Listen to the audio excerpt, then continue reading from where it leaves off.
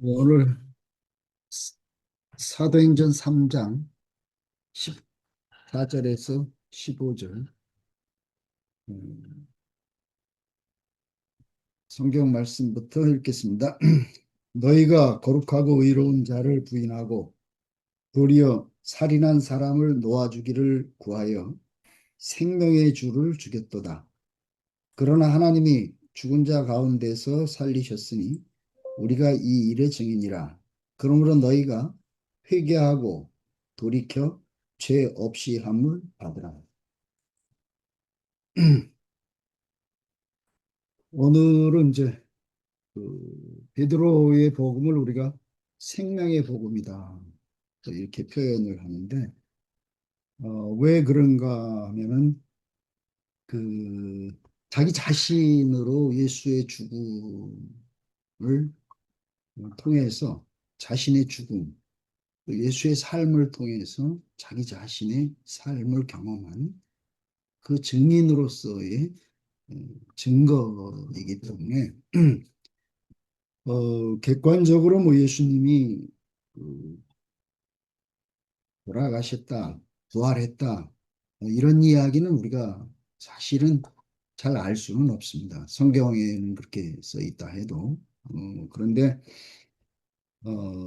우리 안에서 이제 그것이 경험이 될 때, 우리는 우리 자신으로 그것을 알게 되고, 또 그것을 우리 자신으로 어, 증거하는 그런 사람이 되는 것이죠. 그래서 어, 내가 이 일의 증인이다 이렇게 베드로는 얘기를 합니다. 제일 기독교에서 제일 이제 큰 문제가 사실 이제 죄 문제잖아요, 그죠? 근데 제가 이제 이 그 목사님 말씀을 보면서 늘 그렇게 생각하지만 참 신기한 것은 목사님은 항상 모든 그 어떤 상황을 근원으로 이렇게 예, 이끌고 가시더라고요. 어, 죄의 문제가 하도 많아가지고 다양하고 그러다 보니까 그냥 평생 이거 해결하는 것 같으면 저게 나오고 끝없이 죄에 시달리다가 그렇게 마치는 것이 인생인데 그래서 오늘 베드로가 말한 죄 없이 함을 받으라 이 말은 그 시대에 벌써 이런 표현을 했다 하는 것이 정말 놀랍더라고요.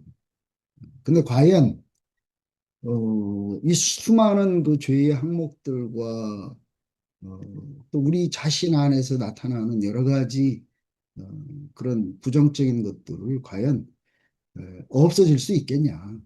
저도 이제 그런 생각을 했지만 이것이 너무 당연하구나 하는 것을 알게 된 것이 정말 야, 우리가 어떻게 이런 세계에 와 있는가 이런 생각을 합니다. 그래서 죄란 원래부터 있던 것이 아니라 죄는 원래 없는 것이다. 이렇게 표현을 했는데 왜 그러냐면 창세기 1장, 2장 안에는 죄라는 말이 없잖아요. 그리고 죄의 문제는 창세기 3장 이후에 나오는 말이기 때문에 1장, 2장을 무죄지대다 이렇게 이야기를 했습니다. 제가 이제 이번에 이걸 보면서 실제로 죄가 있는데 해결책이 없는데도 죄 없이 암을 받으라. 이 말은 사실은 성립이 안 되는 말이지만 원래 죄는 하나님이 창조하지 않은 것이기 때문에 죄는 원래 죄는 없는 것이다. 이것이 이제 어떤 관계 안에서 발생된 것이지 원래 죄가 있는 건 아니다. 원래 없는 것이니까 당연히 그것을 이렇게 우리가 죄가 없어지는 것은 당연한 것이로구나. 이렇게 받아들여지게 되니까, 어, 이 그 수많은 그 죄의 항목들에서, 너무 신기한 경험을 저도 했어요. 그, 죄가 원래 없는 것이다. 이게 이제 아주 확실하게 이번에 정리가 되면서, 그 표현을 뭐라 그랬냐면은, 너희가 생명의 주를 죽였다. 예. 그래서 그 회개하고, 뭘 회개하냐? 생명의 주를 죽인 것을 회개하고, 그래서 회개하고 다시 그에게로 돌아가면 죄가 없어지는 것이다. 이렇게 되니까 수많은 항목의 죄와 이런 것들이 그냥 싹 정리가 되고, 예수를 죽인 거, 왜 내가 그를 버리고 짓밟고 죽이고 이런 것이 죄였는데, 내가 그분의 운명 안에 내가 포함돼서 그와 내가 하나인, 그가 내 생명이 된 그 세계로 우리가 옮겨가면은 죄와는 상관없는 세계가 되는 거다. 이것을 처음에는 이해는 했지만 그것이 내 안에 이렇게 확실하게 인식이 안 됐지만, 계속해서 이 말씀을 보고 또 제 자신 안에서 그것을 경험을 하다 보니까, 아, 이 말씀이 맞네. 정말 생명이 결국은 우리가 더 깊이 그 그리스도의 운명 안으로 깊이 이끌려 가면 갈수록 세상에 엉겼던 그런 모든 문제들이 딱 한 자리로 이렇게 집약이 돼서 깨끗하게 정리가 되는구나.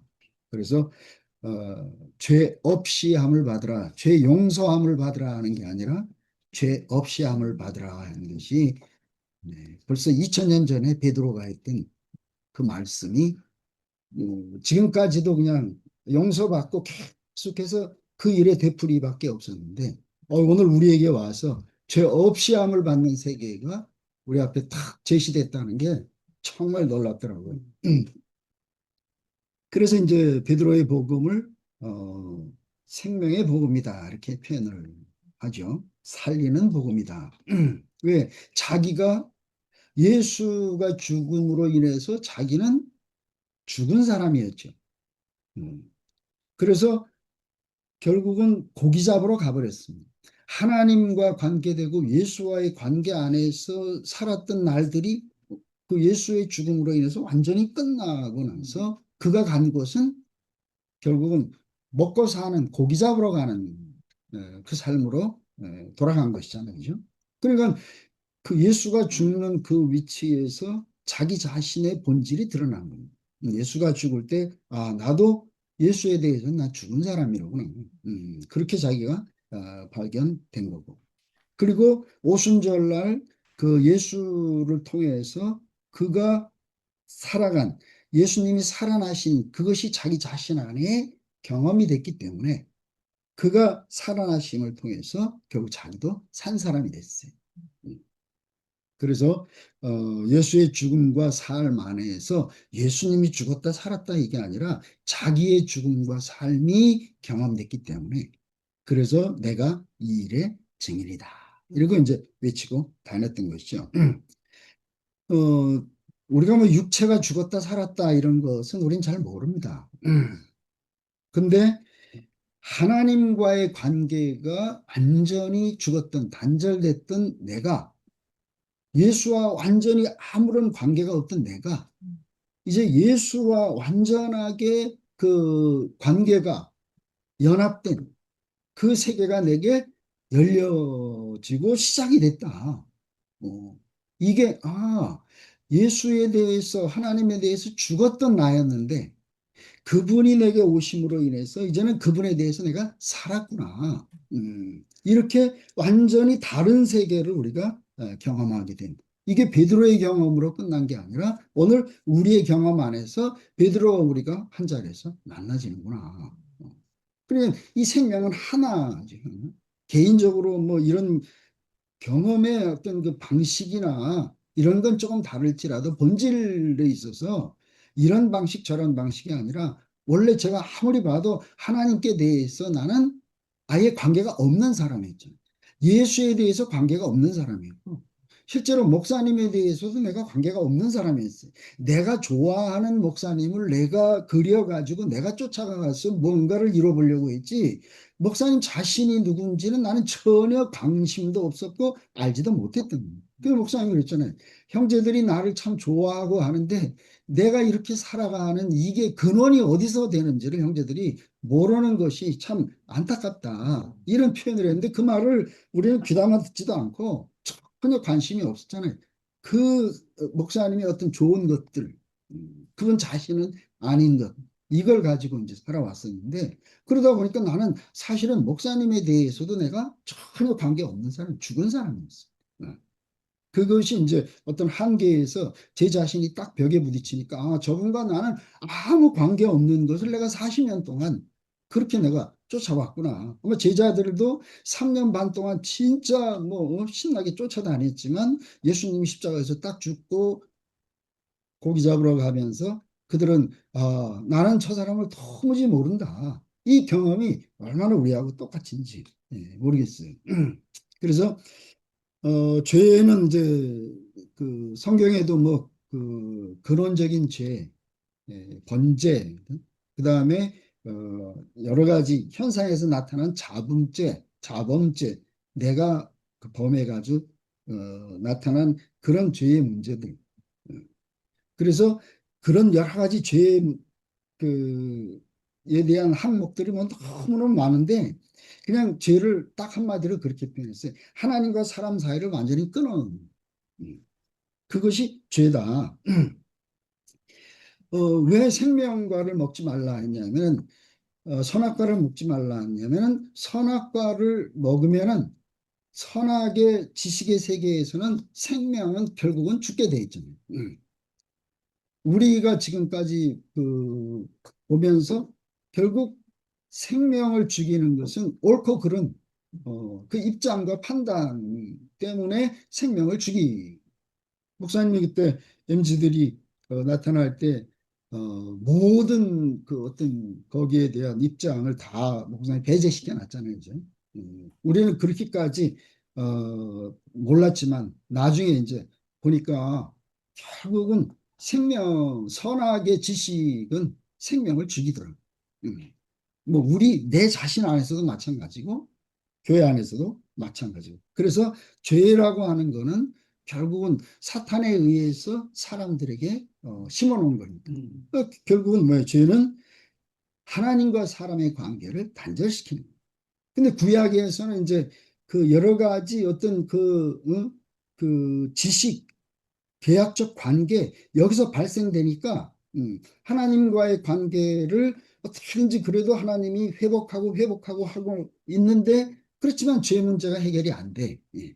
그러다가 이제 마지막에 결국은 하나님과의 완전한 관계의 회복은 생명과 우리 사람과 하나님의 생명의 연합이잖아요. 이 생명의 연합이잖아요. 그게 이제 하나님의 완전한 대책이 딱 아들 안에서 드러났는데, 그래서 아들을 죽여버리면 결국 하나님과 생명의 관계는 끝나버리니까. 그래서 여러 가지 구약의 많은 항목들의 죄는 그 많은 어떤 요소들이지만 가장 본질적인 근본적인 죄는 뭐냐면 예수를 죽인 것이 모든 죄의 근원이다. 그 말씀을 쭉 하시는데 그 구약에 있던 일들이 다시 이제 정리가 싹 되는 게 선악의 지식으로 말미암아 사람들은 하나님과의 사람의 관계에서 수많은 어떤 그 부정적인 것들을 죄의 문제들을 계속해서 이렇게 만들어가면서 하나님과의 가는 길을 자꾸만 회방하잖아요. 지금.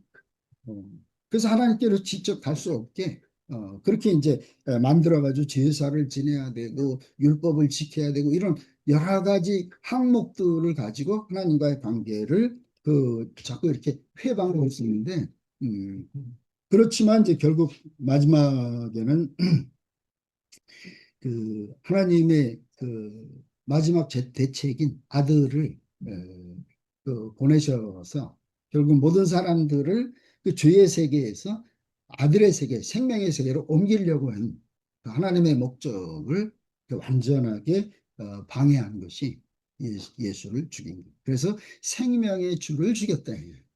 하나님은 생명이십니다. 왜? 우리는 형상이니까.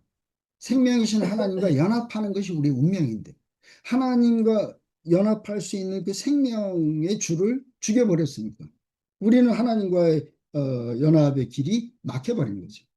완전하게 이거는 하나님과의 단절이다. 그래서 죄라는 거 뭐냐? 예수를 죽인 것이 죄다.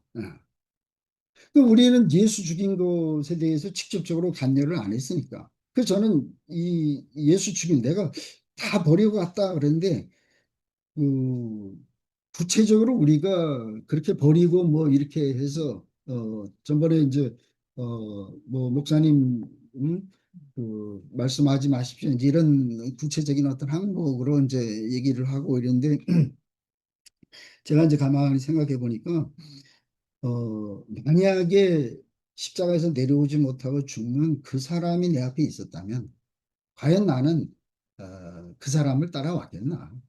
내 마음에 그를 받아들였겠나? 그게 속에서 부딪혔어요. 처음에 목사님 만났을 때 너무 온전하고, 그렇기 때문에 나는 그 내가 원하던 그 어떤 것을 보고 따라왔지. 그 사람이 십자가에서 내려오지 못하고 죽는 사람이라는 것은 꿈에도 없었던 거죠. 그러니까 나는 애초부터 그 예수에 대해서는 관심이 없던 사람이었어요. 근데 그게 이제 이렇게 딱 그 정리가 되고 나니까, 나는 결국은 이미 예수하고 나는 이 단절된 사람이었기 때문에 예수가 누군지도 모르고 관심도 없던 사람이었지. 내가 원하는 어떤 것을 찾아 따라왔던 그런 사람이었는데, 그게 이제 제가 감사한 것은 목사님에 대한 어떤 신뢰가 있었기 때문에 그 신뢰로 점점 그 예수와 나와의 관계가 조금씩 조금씩 회복이 된 거죠. 그래서 그 관계 안에서의 회복이 결국은 목사님과 예수가 만난 자리를 목사님 자신의 간증 속에서 그것을 보게 됐고, 그 자리가 결국은 나하고 만날 수 있는 똑같은 자리로구나. 내려오지 못하고 죽는. 그건 이게 머리로 이해를 했어. 이미 7년 전에 했는데 머리로 이해한 게 아니라 그것이 실제적인 나 자신으로 그렇게 탁 오기까지 목사님이 끝없이 우리 앞에 노뱀이 돼가지고 그 심판받는 한 사람을 보여준 거예요. 그래서 우리의 자격과 입장은 완전히 도말하고 뭐냐 오직 하나님이 쓰시는 사람이라구나. 요거 하나만 딱 남았어. 그러니까 뭐 미덕도 악덕도 내가 아니다 이 말을 그때 할 때 처음에는 이해를 못했지만 그렇구나. 이거는 하나님이 쓴 사람이지. 그건 예수님도 하나님이 쓴 사람이지. 내가 볼 때 자격이 있냐 없냐, 내가 좋으냐 나쁘냐 이거하고 아무 상관이 없는. 전혀 그 다른 세계가 보여지게 된 거잖아요. 그래서 모든 것은 결국은 예수 한 사람, 그 사람이 모든 것의 모든 것이 되는구나. 그래서 베드로는 예수 죽인 것을 회개하고 돌이켜 죄 없이 함을 받으라 이렇게 이야기를 했는데 결국 예수는 다른 게 아니잖아요. 하나님과 생명으로 연합된 사람이죠. 음, 형상인 사람, 생명인 하나님. 그래서 하나님의 생명으로 연합된 사람이니까 아들이라 그런 거죠. 아버지의 생명을 받아서 나는 사람이 아들인 거죠. 음. 그 하나님의 생명과 연합된, 그래서 생명의 주잖아요. 그래서 우리를 다 아들의 세계로 이끌려고 하나님이 보내신 그 생명의 주를 죽였다. 그러니까 우리는 하나님과 우리의 모든 관계가 다 끝나. 더 이상 갈 길이 없어져 버렸다. 그러면 어떤 현상이 되냐? 하나님의 생명을 받으면 우리가 상속자라 그러잖아요. 그게 아들이잖아요. 그 하나님의 생명과 단절돼 버렸으니까 우리는 하나님의 위임과 하나님의 축복 모든 것들이 우리하고 아무 상관이 없는 거예요. 그래서 세상 사람들은 전부 소유와 필요를 따라서 가는 사람들이지 전혀 하나님의 어떤 축복과 관계가 없는 사람들. 그래서 우리는 세상에서 왜 세상에서 우리가 하나님을 만날 수가 없는가 하는 것이 너무 분명해져요. 갈수록 분명해요.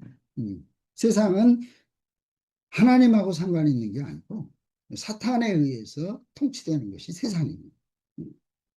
그래서 그 전에 우리가 세상을 위해서 뭘 하고 이런 것들이 이게 이제 전부 싹그 씻겨 나가면서 결국은 우리는 하나님의 부르심, 예수와의 연합된 그 생명의 노선, 이게 이제 우리가 사는 이유고, 세상엔 이게 없기 때문에 우리가 세상을 향해서 줄 수 있는 것은 바로 이 생명의 노선 안에 있는 그 예수와 연합된 이 실제를 분배하는 것. 이거 외에는 우리가 살 이유는 다른 게 아무것도 없구나.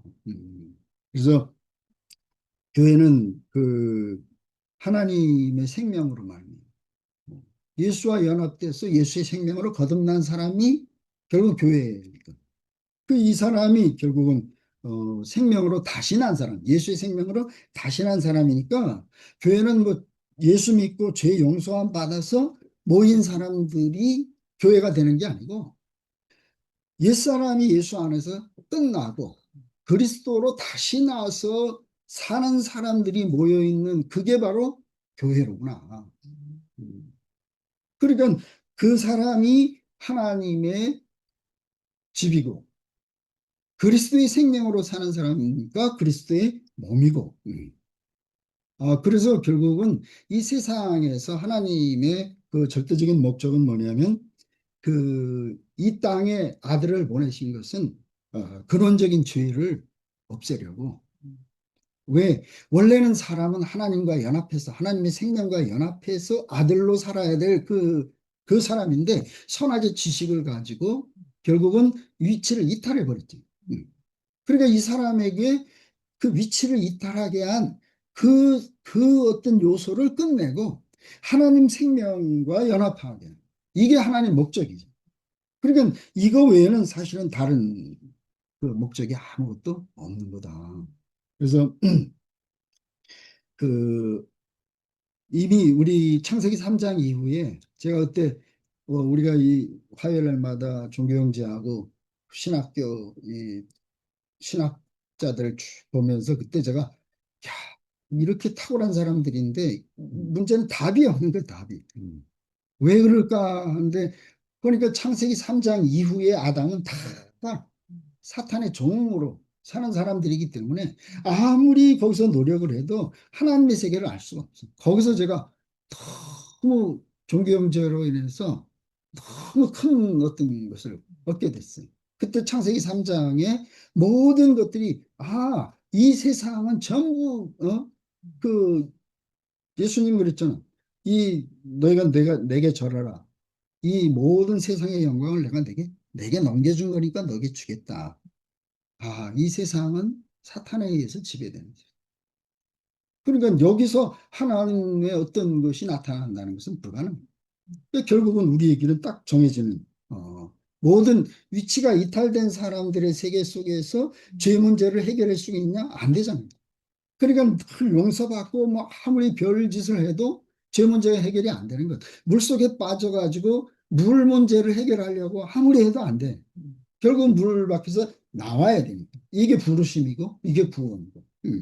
그러니까 세상에 있으면서 세상에 들어가서 뭘 해가지고 세상을 어떻게 한다. 이거 다 실패했죠. 결국은 우리는 세상에서 이 선악의 지식에 빠져 있는 세상에서 생명의 세계, 사람들을 부르고 옮기는 것. 이게 이제 우리의 삶이로구나. 그래서 회개하고 돌이켜 죄 없이 함을 받으라. 그 회개라는 게 그냥 용서해 주시옵소서 회개 기도해라 그러니까 그냥 말로만 이렇게 하는 게 아니라 그 자기가 하나님 같이 되려고 하는 바벨의 길에서 그 길로 가던 사람을 다시 돌이켜가지고 선악과를 먹고 바벨의 길을 가는 그 사람의 길에서 결국은 예수의 그 내려오지 못한 예수 운명 안으로 옮겨가가지고 그 안에 포함되는 그러니까 완전하게 옮겨진 사람. 이래서 우리가 구속이라고 그러잖아요.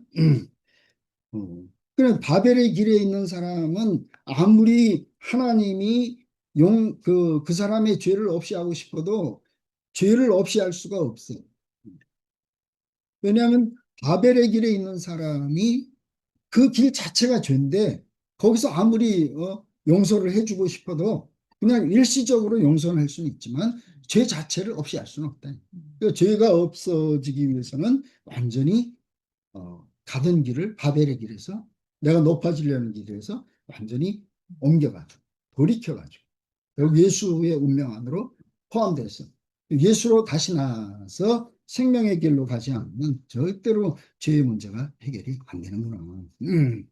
이게 그래서 결국 하나님도 결국은 그 사람들에게서 뭘 고쳐가지고 쓴 것이 아니라 바벨의 길로 가고 있는 사람의 세계에서 아브라함을 불렀잖아요. 음. 결국은 우리가 앞으로 사는 것은 그 사람들을 결국은 바벨의 길로 가고 있는 사람들을 이 예수의 생명 안으로 부르는 것이 그 사람들을 옮겨오는 것이 이게 이제 우리의 삶이라고. 어, 아무리 그 죄 문제를 해결하려고 해도 안 되니까. 그래서 하나님도 다른 길이 있으면 다르게 했겠지만 안 되니까 아브라함을 불렀잖아요. 그죠? 그래서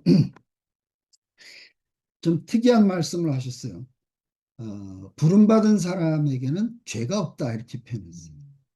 그, 그참 이상한데 아브라함, 이삭, 야곱도 분명히 부름받은 사람인데도 잘못했잖아요. 그죠? 아내를 속여 누이 동생이라고 속여가지고 어, 뺏길 뻔하다가 하나님이 아버지도 그랬는데 아들도 또 그랬어요. 이삭도. 야곱은 뭐 아버지도 속이고 막 나쁜 일 많이 했어. 근데 이것을 뭐라고 얘기를 했냐면은 이것은 아브라함, 이삭, 야곱 부름받은 사람에게는 죄가 없다. 왜? 이 사람들은 바벨의 길로 가는 사람이 아니라 길 자체가 바뀐 사람이. 그러면 이 사람들에게 나타나는 문제는 뭐냐면 이 사람을 연단하는 거다 그랬어요. 그래서 교회 안에서 이렇게 보면 많은 일들이 있어. 그건 뭐냐면 우리의 숨겨져 있던 어떤 것들이 그냥 드러나는 거지. 네가 뭐 나쁜 사람, 좋은 사람 이런 판단하려고 한 게 아니고 이 연단을 통해서 하나님은 드러내는 것이 옛사람의 이렇게 묻혀 있던 것들을 드러내서 실제적인 세계 안으로 우리를 옮기는 과정입니다. 그래서 교회 안에서 이렇게 드러나는 것은 세상에서는 부끄럽고 하지만 교회 안에서는 참 축복이로구나. 왜냐하면 이건 우리 교회도 벌써 수준이 많이 달라졌어요. 그걸 가지고 옛날에는 막 서로 판단하고 있는데 요즘엔 그런 게 없어. 결국은 그 이미 부름받아서 구속의 세계 안으로 옮겨진 사람은 길 자체가 다른 길이니까 세상적 기준과 입장으로 판단받고 판단하지 않는다. 뭐 죄를 져도 괜찮다 이런 얘기가 아니고 그 제가 봐도 야 분명히 저 사람들이 이야기를 하는데도 내가 거기에 머물러 있지 않으니까 그게 나에 대해서 송사가 안 되는 그런 경험을 하다 보니까 다른 사람에게 대해서도 그런 생각이 그냥 그런 판단이나 이런 게 생각이 그냥 이거는 그렇게 시간이 지나면 소멸돼서 없어지지 그게 이제 내 머릿속에 남아있질 않더라고요. 그래서 우리가 모든 사람들은 지금 위치가 이탈된 길로 가고 있으니까 우리는 부름받아서 위치가 바뀐 사람이죠. 길이 달라진 사람이죠. 그러니까 그 길이 우리가 확실할수록 결국은 다른 사람도 저 사람이 뭐 잘했냐 못했냐 이런 거 고쳐주고 이런 목사님이 이제 그전에는 계속 그 사람들의 어떤 문제를 해결하려고 막 계속 그렇게 오래 사셨잖아요. 그러고 이제 뒤에서는 딱 오롯이 바뀌어진 그 길만 제시를 한 거지. 음. 이게, 그렇다고 뭐 딴 거는 뭐 무시하고 이런 게 아니고, 우리의 삶 자체가 이제는 길이 바뀐 사람이기 때문에, 나도 항상 길이 바뀐 그 노선 안에 있는 사람.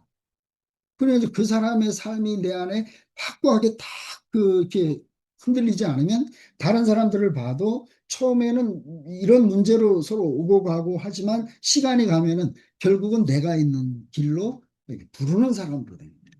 그러니까 내가 얼마나 확고한 내 위치가 아주 중요하냐. 그래서 다른 사람의 문제 해결하려고 그전엔 많이 쫓아다녔는데 요즘엔 이제 그런 일이 그런 생각이 없어. 그래서 그래서 아마 일이 많이 줄어든 것 같아. 이 사람들 문제 저 사람들 문제 이런 게 없어지니까. 그래서 이렇게 우리를 이제 다른 세계로 우리를 이렇게 옮겨 주셨기 때문에 그 우리가 이제 다 부름받은 사람들이잖아요. 이쪽 길로 가다가 이제 바벨의 길로 가다가 용서받는 길로 가다가 예수 안으로 죄가 없는 길로. 나는 이 말이 너무 신기해. 죄가 없는 길. 이 길이 죄의 길이라면 반대 길이니까 이건 죄가 없다는 얘기예요. 이 말이 이해가 되고 내가 그거를 경험한다는 게 나는 너무 신기한 거예요. 그래서 우리 이제 뭐가 죄냐? 예수 죽인 것이 죄다. 왜? 바벨의 길에서 생명의 노선으로 옮기려고 보냄받은 그 사람을 죽였으니까 내 길이 없어진 거잖아. 그러면 뭐야? 이 길밖에 안 남으니까. 그런데 이제 내가 그 예수의 길 안에 내가 포함돼서 내가 그 구석 안에 있으면 나는 이제 이 길하고 상관이 없는 사람이 되니까 그러니까 이제 나는 죄하고는 상관이 없는 그 사람이 된 거다. 이게 머리로도 이해도 되고 실질적인 삶 속에서도 그것이 내가 경험이 되니까 이 말씀이 너무 신기하고 너무 완전하고 이게 실제야, 실제. 그래서 하나님이 우리를 부르셔서 결국 어디로 이끌었냐? 마지막에 예수와 연합하는, 결혼하는 그 자리로 우리를 불렀다. 왜? 그래서 마지막 날에 아들로 말씀했다 하는 말이 사람과 완전히 연합할 수 있는 그 생명의 실체가 드러난 것이 이게 마지막 아들로 말씀했다는 이 말은 왜? 우리 모든 사람들에게 다 분배될 수 있는 그 생명이 완성됐다 이런 얘기니까. 그래서 목사님이 씨가 완성됐다 이 말을 할 때 나는 막 너무 좋았어요. 그냥 씨가 완성됐다는 선언이 아니라 모든 누구에게든지 다 뿌려서 열매를 거둘 수 있는 그 씨가 완성됐다. 그렇게 되니까 완전히 다른 세계잖아요. 그냥 씨가 완성됐다 이렇게 끝나는 것이 아니고 그러니까 이제는 모든 사람들에게 그래서 사람이기만 하면 조건 없는 모든 사람에게 심어서 열매를 거둘 수 있는 그 세계가 확 열렸습니다. 이게 뭐 그냥 예수를 믿고 누리고 교회 생활하고 이런 수준이 아니잖아요. 죄 해결할 수 없는 죄의 문제, 그 노선밖에 없던 우리에게 있어. 완전히 이제는 죄와 상관없는 하나님의 목적만 있는 그 생명, 그 생명은 그 길을 자기 자신으로 살아내는 존재니까. 그 길이 우리에게 열려졌다는 거. 나는 이게 너무 즐거운. 그 전까지 우리는 아무리 충만하고 뭐해도 다 이 생명이 잡아먹혔잖아. 세상이 너무 강하니까. 지금도 뭐 세상을 엄청 그렇게 대단한 것 같지만 이제 우리 앞에 마지막 날에 그 아들로 우리 완전히 우리를 그 생명으로 거듭나게 하고 열매 맺을 수 있는 그 생명이 우리에게 왔다는 거예요. 근데 이거를 경험하니까 정말 신기해요. 그전에는 내가 사는 그 세계밖에 없었잖아. 그 생각밖에. 근데 지금은 아니야. 이 생명의 길이, 생명의 삶이 자꾸 자꾸 보여지고 이게 점점 커지니까 내 생각과 내 입장은 자꾸 놓여지고 생명이, 하나님이 살아계시네. 하나님이 하시네. 제가 요번에 춘천에 갔다가 40년 만에 우리 육남매를 다 만났어요. 늘 부담해가지고 이걸 어떻게 할 건가 이제 근데 생각지도 않게 일이 다 됐어. 근데 막 봤더니 다들 막 얼마나 좋아가지고 그래서 야 하나님이 또 당신의 그 필요대로 또 이뤄 가시겠구나 이런 생각을 하니까 지금은 교회가 됐든 누가 됐든 아무 문제 없어. 딱 한 가지 이미 그 그리스도의 생명이 모든 것을 이긴 너희가 생명의 주를 죽였다. 회개하고 죄 없이 함을 받는 그 생명이 우리에게 이미 왔기 때문에 이 생명 때문에 우리를 불렀고 이제 그 생명을 우리에게 위임을 하신 것이 이게 이제 우리 자신의 현실이 되어버렸잖아요. 그래서 그 세계를 우리 앞에 예수님을 통해서 하나님이 지은 한 사람 그래서 하나님이 쓰시는 한 사람을 우리 앞에 보여줬고 또 목사님도 하나님이 그 쓰신 사람이로구나. 저는 이제 그렇게 딱 정리가 되니까 아무 문제가 안 됐어. 구약에도 보면은 막 하나님이 부른 사람 중에서 제대로 된 사람은 요셉 한 사람밖에 없잖아. 나머지는 다뭐 있어. 근데 하나님이 왜 저렇지? 근데 이제 하나님이 쓰시는 사람, 어, 그렇게 이제 어, 알고 난 이후에 제게 가지고 있던 모든 것들이 싹 정리가 됐어요. 하나님이 쓰시는. 당신 내가 쓰시겠다 하면 꼭 뭐 말 많다고 나귀라도 갖다가 쓰시는.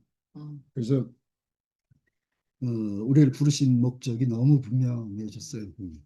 결국 예수와 우리가 하나 돼서 결국은 그분의 생명으로 우리가 거듭나가지고 세상의 그 모든 그 죄를 이긴 그 생명 안으로 우리를 포함.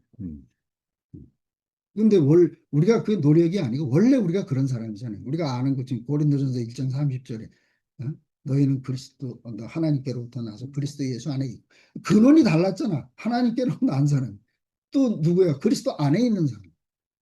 예수는 하나님께로부터 나와서 우리에게 지혜와 의와 거룩함과 구속함이 되셨어요. 왜? 그분 자신이 나니까. 이제 뭐 내가 따로 뭘 해야 될 아무런 그게 없어. 근본이 같으니까. 그래서 목사님이 그 찬송가 그 뭐지 강 건너 남촌에는 거기 보면은 2절에 보면 그래. 어? 다를 것이 하나도 없어. 2절 내용이 그게 난 너무 좋더라고.